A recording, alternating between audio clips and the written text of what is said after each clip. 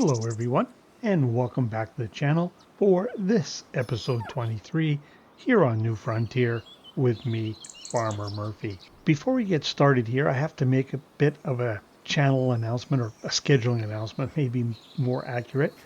I am recording this immediately following the release of episode 22 on New Frontier. And the reason for that is that after the patch that Giants released, nearly 2 weeks ago now, I have been unable to get into Monteith. Whenever I try and start the map, not only does the map crash, but it crashes FS25. I've even tried a new save with no mods to see if there was some kind of conflict that popped up, but to no avail. I just can't get into the map. So I had an episode in the can, so that was the one that was most recently released. And once this episode releases, if there's been no update to the map by that time, then we're just going to have to move on. It is unfortunate, but there's nothing you can do about it. And it is the time of year here in North America. All the kids are out of school, everybody's taking vacation, so it's understandable that it might take some time to get a map updated, but we just can't wait forever. So I do have a plan to kind of move the storyline to a new map, but we'll talk more about that if and when the time comes. So let's get on to business here in New Frontier. So it is April 3rd. It's nearly 2:30 in the afternoon, and our money has pretty much stayed the same, although I have spent a little bit. I can show you one of those items is tucked away in this shed. There it is there. And actually the first thing I purchased was this fancy bale spike so I could move multiple bales at a time. But as it turns out, it was just more than the old International can handle conveniently, let's put it that way.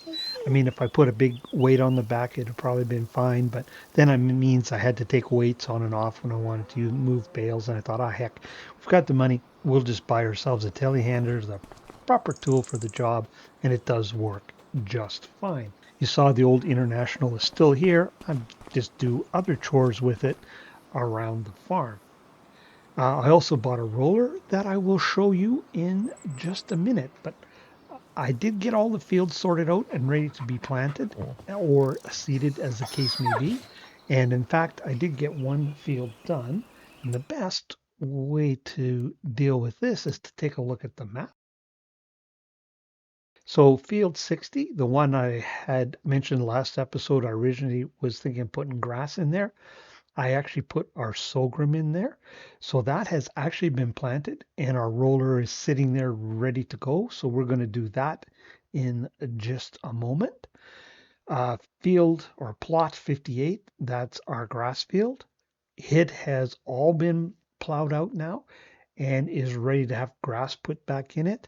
But that's the last field I'm going to do, because if it falls into next month, well, it's not going to be the end of the world there.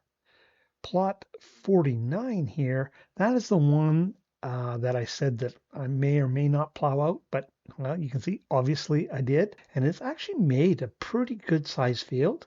And I think what we're going to do this winter for our winter logging work is we're going to join these the two arms there in the south up and we'll turn it into an island. We'll probably shrink the size of the tree island, but that's what we'll do for forestry work this winter. But that's going to be our soybean field. And then lastly here, field 41, that's going to be our wheat field. But we can't plant wheat this time of year. So what we're going to do is we're going to put oats in there, because we can use the oats in the bakery. Probably have more oats than we need for that. We can probably sell some as a cash crop. And the straw we can use for padding out our TMR.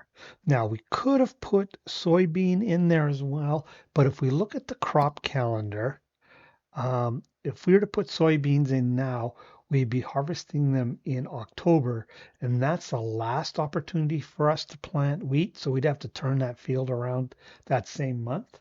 It'd probably be a doable thing, but if we go and put oats in, where is oats? You can see we'll be harvesting that in August. Gives us plenty of time, and we can use both products that come off the field after harvest. So I think that's the way to go. Now, one last thing, we are going to bale up the straw off the soybean field. I have done a little research and it turns out that soybean straw is a pretty popular straw to use for bedding. I don't know if it's used to pad out TMR. I never saw any information like that. So what we're going to do is we're going to segregate our different straw types. The soybean straw I actually am going to end up storing here and just using it for bedding. And then the straw that we are going to use to pad out our TMR will be in our other bale storage or directly into our production. And if we charge over here, you will see the roller that we're going to put to work here right away.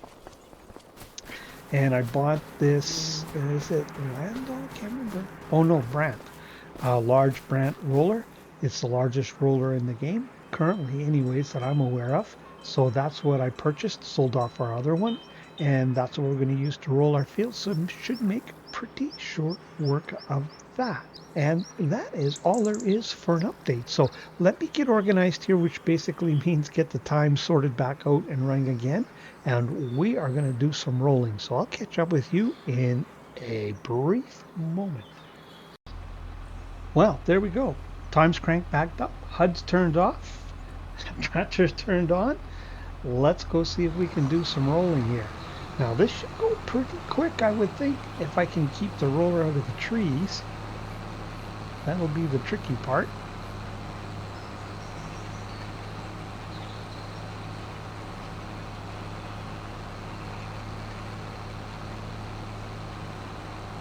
Now I've only ever used this roller on one other map, and on that map it tended to move around when it was parked and disconnected. I don't know if we're going to have that issue on here.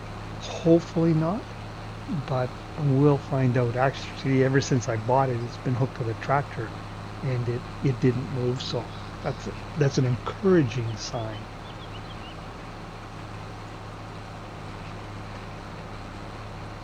Now with the fields the way we have them planned currently, we'll have everything we need, I think, except for rice. We need to find some place to put a rice field. And we want a nice flat area for that. Oh, that bush. Nope, made it. Barely, but made it. So I think that's the last crop type that we'll need to deal with to complete our current productions.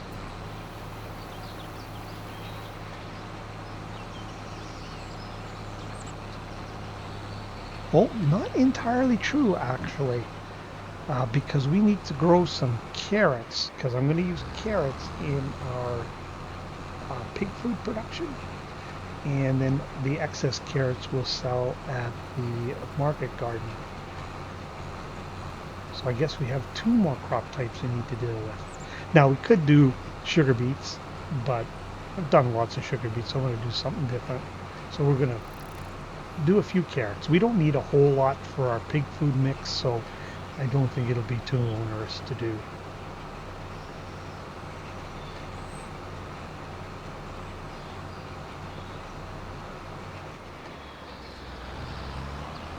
Oh, no, it had to be one, didn't there?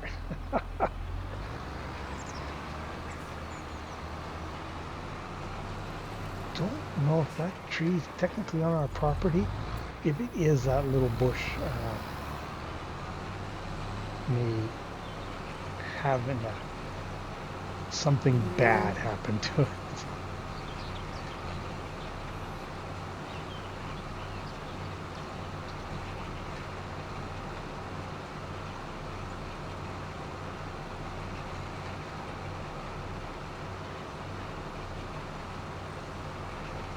This is another a good job for this tractor, because I think technically our other, not our quad track, obviously our quad track would pull it, but I can't think of the number of that other case, but the 300 horsepower case anyways technically should pull this, but we've got some hills that we need to deal with, and I think it might struggle a little bit. I think the horsepower requirement is 270 or 280 horsepower for this. But of course, this fella here, he has no problem at all with it. So you can see, like, there's a bit of a slope there. Another tractor might struggle a bit. So another good job for this one.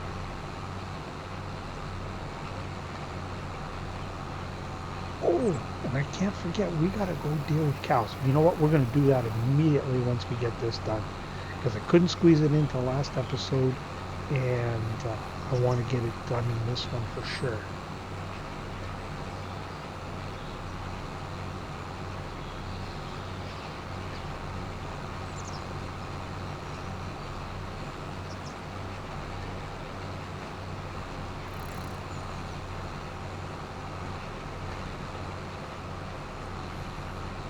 Now it looks like our production will make 45,000 liters of TMR basically overnight. So I didn't look to see how much was in it before I slept through the night, but when I did sleep, when I came back in the next day, it was full. So we do have 45,000 mixed up and sitting in there, and we have enough for I think it's 7 mixes left in bales. But I think for what we're going to do for now is, my plan is to add 36 cow-calf pairs, so that make a total of 72, and we'll put them in our pen that we're currently using. And what I'll do is, we don't have any place to store TMR really. What I'll do is I'll get a few mixes ahead to put in the other breeding pen, and then we'll go and probably get 100 or more cow-calf pairs and put in there in a month or so, once I've got the TMR built up in the pen a little bit.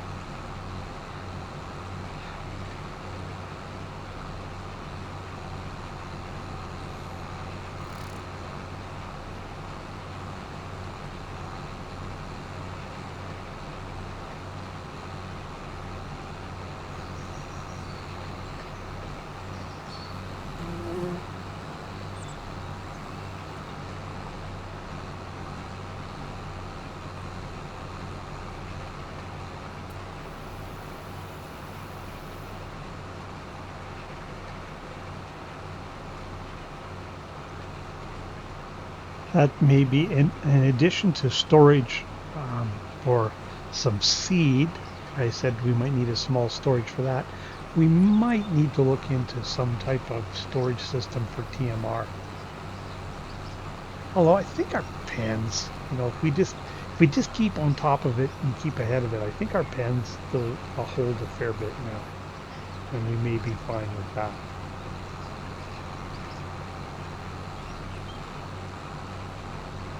That is going to be our limit to how many cattle we have, is how many we can feed. And I know from experience, you get a fair number of cattle, they can go through a lot of TMR. But I think, for the breeding pens, we could probably get away with just feeding straight silage. I think it puts them at 80%. And then just put TMR in our finishing pens, and that would relieve some pressure as well.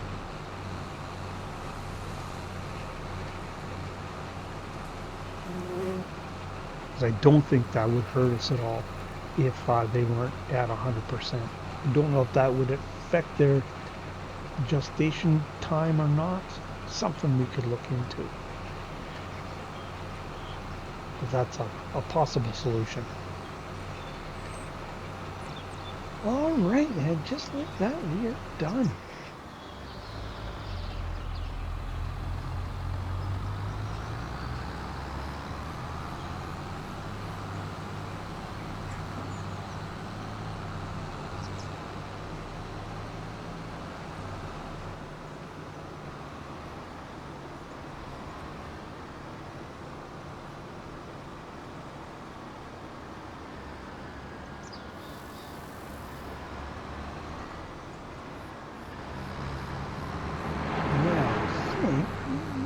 where I'll actually park this here down at the end of the feedlot.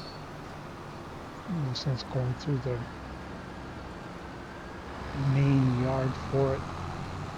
We're going to need it down here in this area.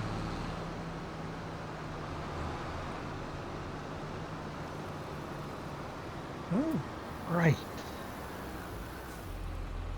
So I'm going to leave this here. Let me run to the truck and we'll head to the animal dealer and I will meet you there. So we'll see you in just a few minutes. Well, we're down here at the animal dealer. I was really curious to see if I was going to have as big an issue with the trigger with this livestock trailer as I was having with the other one, but apparently not, or else I got very lucky because I just backed up and stopped and it worked no problem. So we have 36 Angus cows in there. Cost us $83,000. So we can head with these down to the farm and I will come back and grab 36 calves. But I made a decision. Actually, what we're going to do is we're going to run on one side of the feedlot, we'll run the Angus, and on the other side of the feedlot, we'll run the Limousin. So we'll have two different breeds, and half of the feedlot will be dedicated to each. So made that decision while I was down here.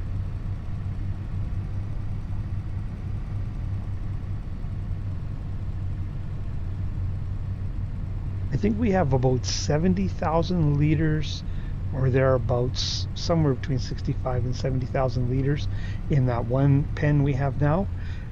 So I will mix up, we have material there enough for, I think, 7 batches. Off camera, I will mix some of those up and throw them in the other pen. Where we're kind of really short is on straw. We don't have a whole lot of straw to put in the pens, but you know, it's cheap. We could certainly afford to buy some straw if we needed to. And then, like I said, we'll buy a fair number of Limousin cow-calf pairs we'll put in the other pen then.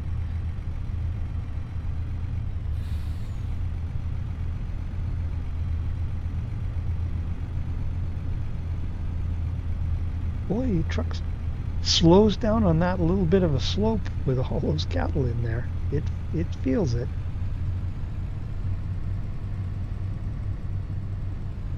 Now we got our cedar set up there ready to go. We'll go and put some oats in next.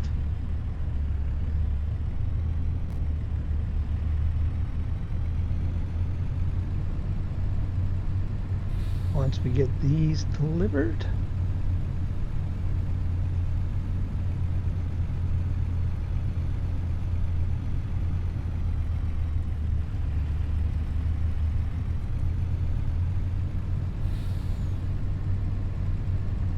When I originally envisioned the feedlot, it was with a number more smaller pens in a row and a narrower kind of runway between them. But I think with this truck, we'll be glad we've got that extra space to maneuver it around in here. And if I remember correctly, the trigger is on this gate here. And that's why I said I think we'll be glad for the extra space. Because we're going to need to be moving cattle around in here too from pen to pen. That's why I went ahead and bought this trailer, not only for purchasing and selling the animals, but we need to move them around. Oh, I don't know if I'm close enough there. Oh, we were. So there we go. 36 Angus in there, so we'll move those to the husbandry.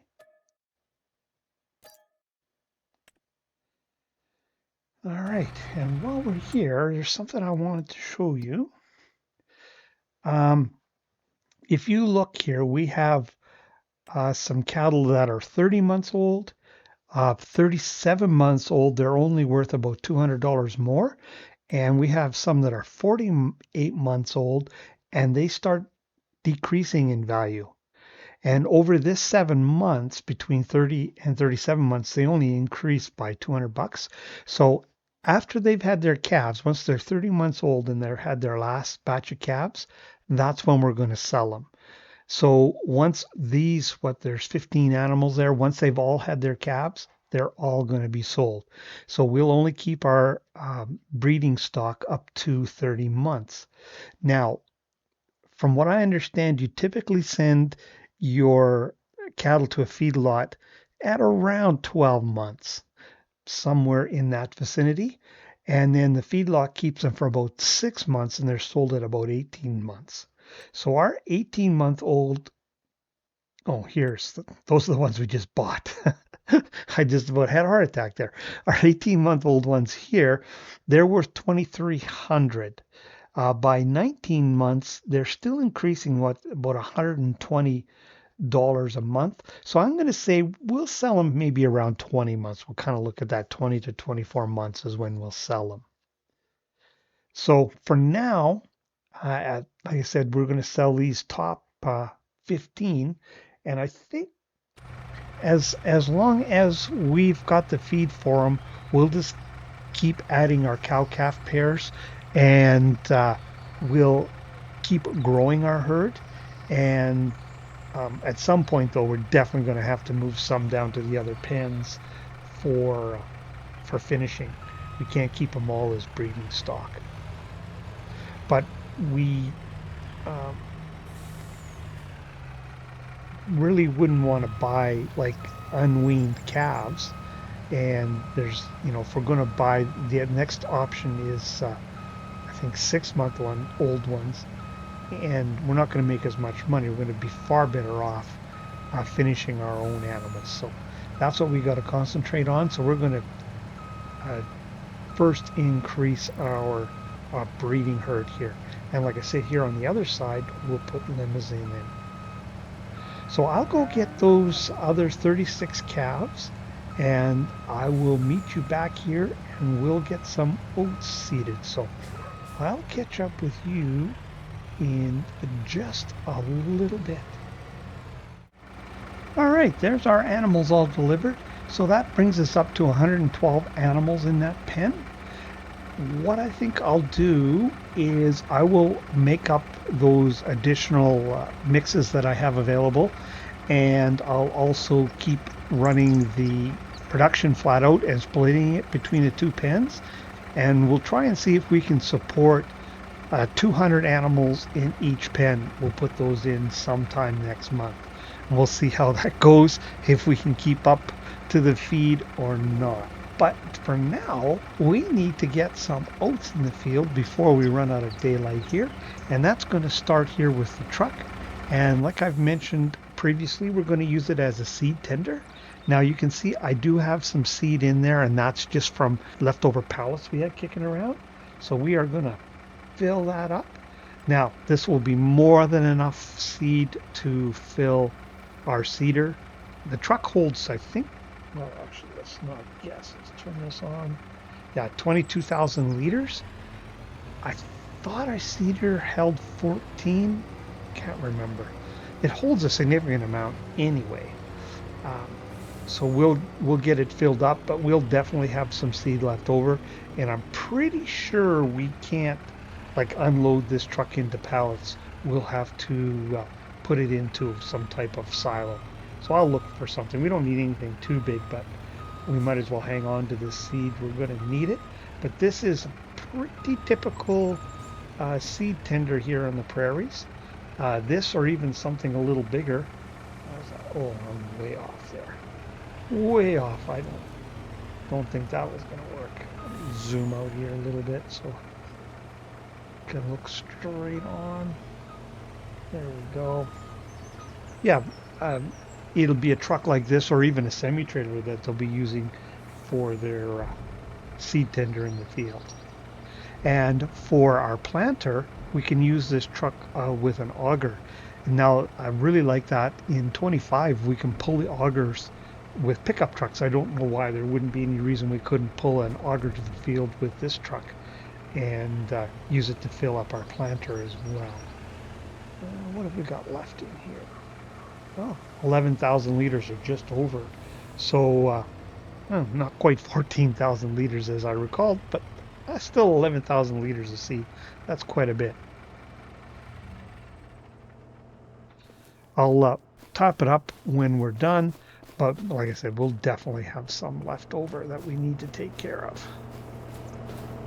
So we'll jump in here, and we need to put the auger away.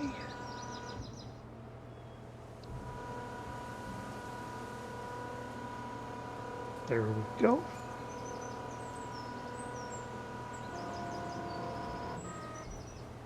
Now, I guess we could have used this on that planter, but it would have been way overkill, but it's the perfect tractor for doing something like this.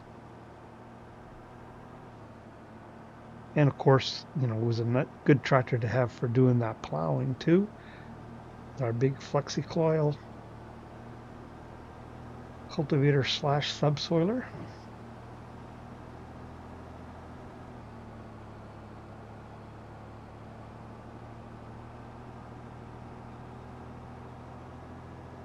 But it should seed this field pretty quick, I think.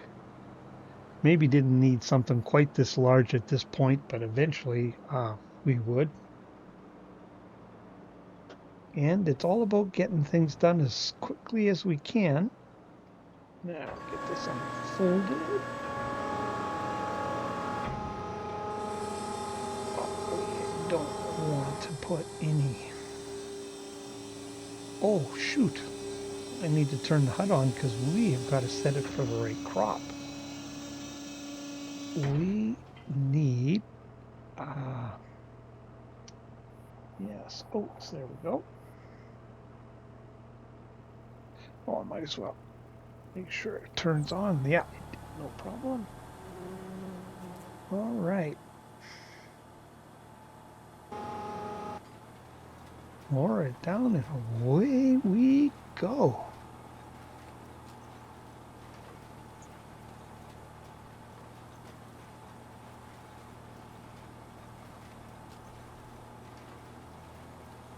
$18 of oats going in the ground.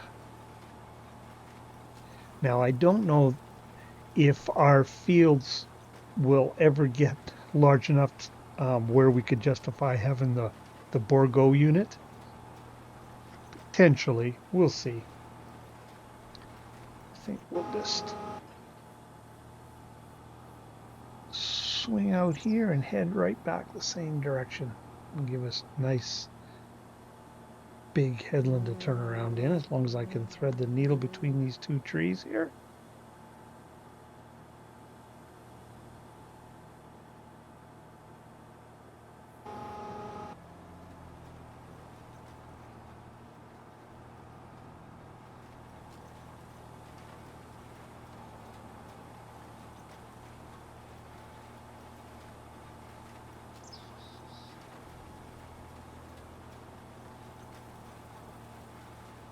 You can see those are some of the trees, the ones that are actually directly in front of us are the ones I'd like, oh shoot, now I wasn't watching where I was going, are the ones I'd like to get rid of, just to give us a little bit more room on this side in case we want to put something in with this cedar over there, because I don't think we get it through the little space that's there. Not easily anyway.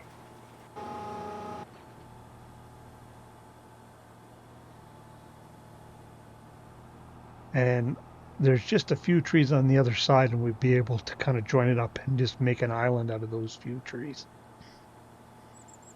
Yeah, let's get this piece here.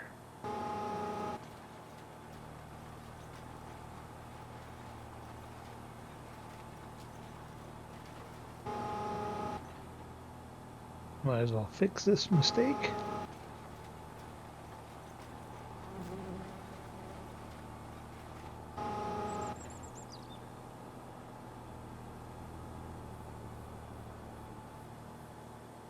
And now we got room to get swung around here. Pretty maneuverable, actually. Just haven't used this in a while. And I don't know if I actually used it with an articulated tractor. So And I might need to use it a couple times to get proficient with it. If that's possible for Farmer Murphy. That's asking a lot. I'll be happy if I can use it without wrapping it around a tree. That meets my definition of proficient.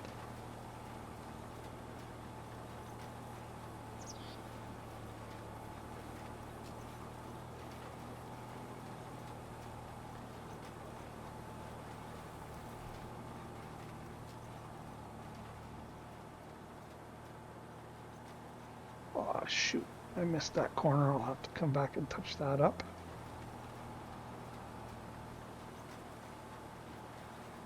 Misjudged that.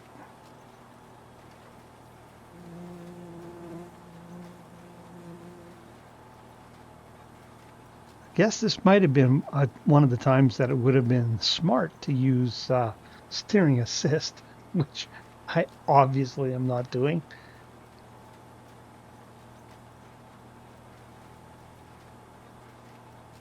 Next time we will. I'll try and remember that for sure to do it next time, so it'll be a bit more professional looking.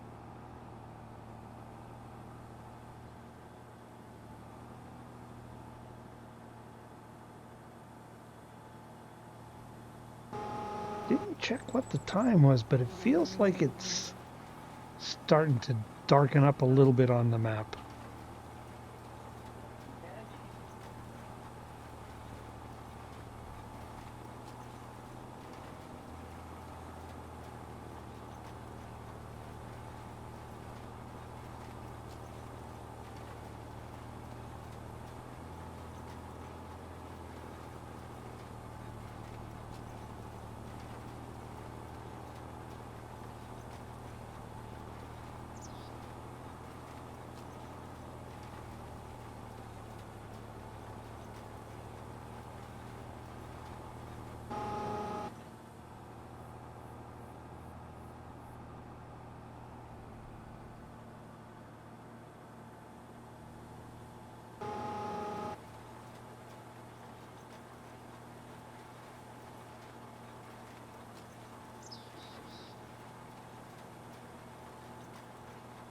Sorry, I had to mute you there for a while. There was some background noise.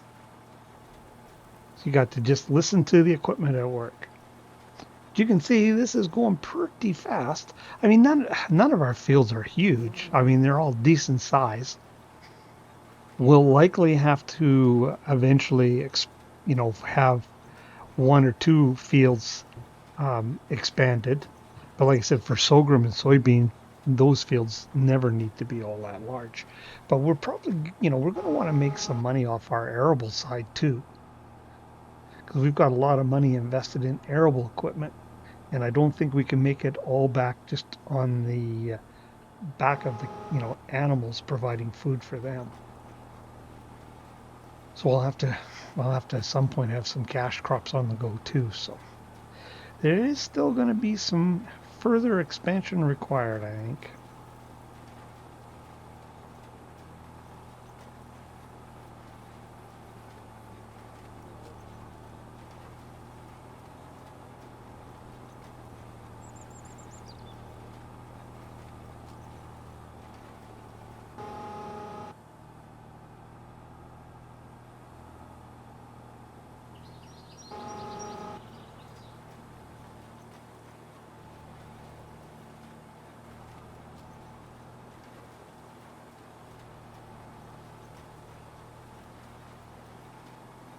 There we go, got that corner cleaned up. Should be smooth sailing now, I think.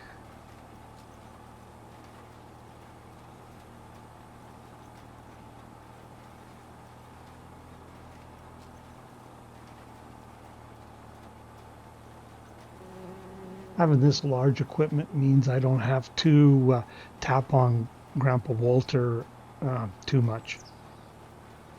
I don't want to monopolize all his time. I mean, he's kind of trying to semi-retired. I don't think working full-time on the farm meets his requirement of what retirement is. So that's the other thing this big equipment allows me to be a bit more independent that way. But at some point, we may need to look at having a hired hand. You never know. Because I imagine Grandma and Grandpa want to get away and do a little traveling too. So, you know, can't always rely on them being here. All the problems for another day.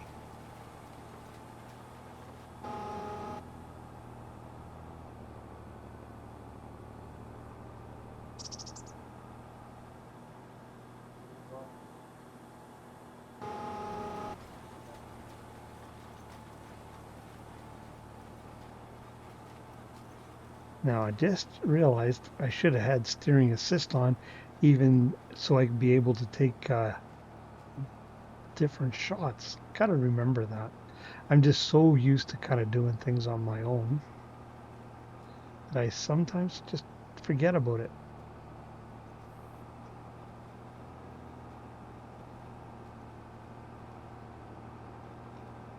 Oh yeah,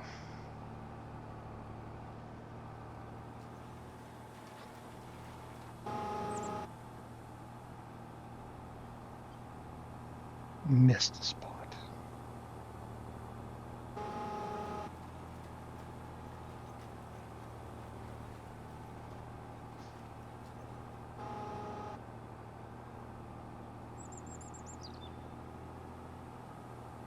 I don't recall the FS22 version of this cedar being colorable. I really like the fact that we can now color it to match our equipment.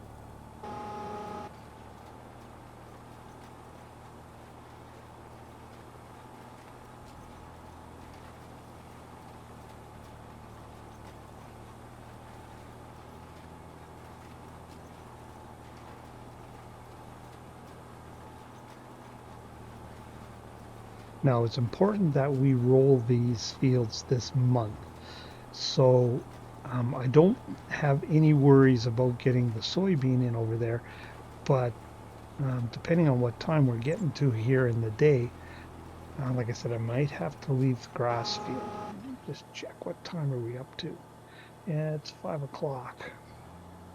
And I've got to roll this field and then put the soybean in, and that's going to be a bit a slower process just because it's a smaller unit and it's a more challenging shaped field, shall we say. Adds a little extra time to it. And then, of course, it has to be rolled.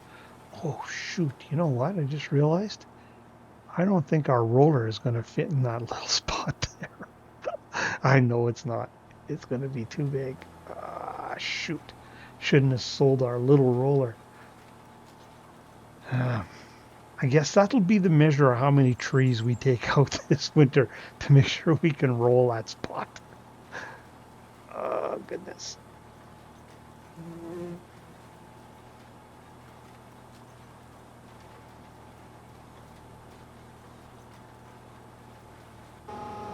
We'll get this finished up here and then I'll show you. We'll bring the roller down. I'll show you what I mean. Exactly what the issue is going to be.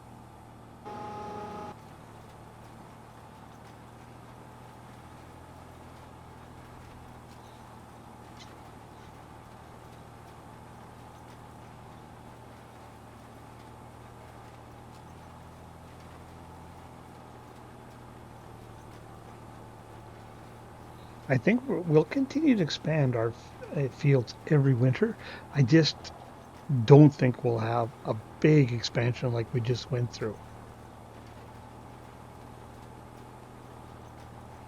I think it'll be much smaller expansions through the winter months. Of course, like everything that Farmer Murphy says, it's all subject to change.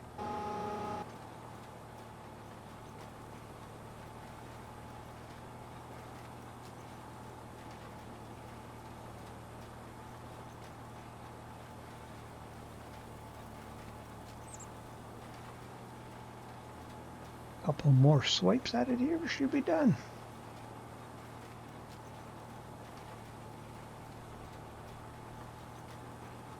Now we'll definitely get this field rolled today. And I don't know if we'll get the soybeans all planted before dark. Should be close because I think it's fairly long days this time of year. The rolling might have to wait till tomorrow. And then it'll be a call. Oh man, I can't believe I missed the spot again. Yes, a lot of good reasons to use steering assist.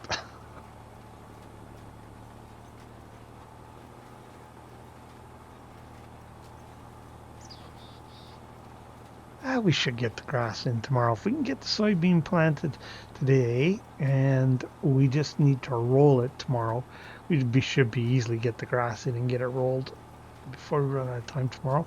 We don't have any chores to do for the animals. We've done that, so we've got that going for us. All I need to do is top up the grass in the feed production.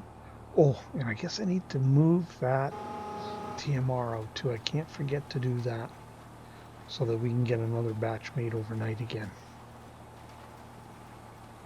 But I can do that in the dark if I have to. That's not a problem.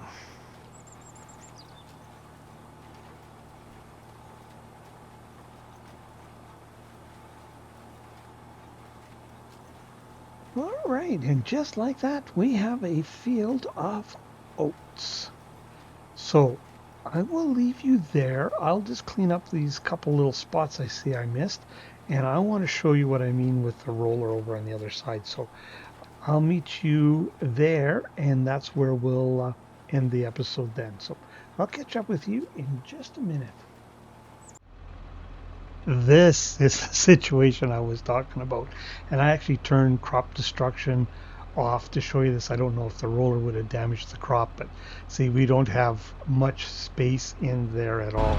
So these are the trees that I think we'll take out next winter, but we'll only do kind of like to here, to this natural open area, and then back when they thin out here in this area, we'll take some here just so we can make a loop around. Actually a little thicker than I remembered. Maybe here. Yeah, maybe in here. Or maybe what we'll do is I'll just plant, use map grass and just fill this back in. So we'll just make an island of trees that we work around here. These thicker ones here. Something like that anyway. Anyway, something to worry about in the wintertime, but that's what I was talking about. Now, we are going to need to spray these fields with fertilizer, and I'm thinking I might sell our pull-behind sprayer and just for this fall lease a self-propelled sprayer, because these are all plowed out, so we won't have any weed issues. So I think I might do that just to speed that process up, but just lease it for now and then see if we can't pick one up used, or the next crop cycle potentially invest in a self-propelled one for the farm. And who knows, maybe before that happens, a modded case one will come out. We'll see. Now I think I will meet you at harvest is when we'll get back together again next. It somewhat depends on what happens with Monteith, but that's kind of my intent, that I'll spray these fields, get them in and rolled and everything, and then bring you in when we're ready to harvest our existing fields. That's my thought right now, but like I said, may change depending what happens with Monteith. But for this episode, I am going to leave you there. So if you're still with me, I really appreciate you watching. If you haven't already, consider hitting that like and subscribe button. And if you want to see when other content like this lands, hit that old notification bell. But for this episode here on New Frontier, it's Farmer Murphy signing off.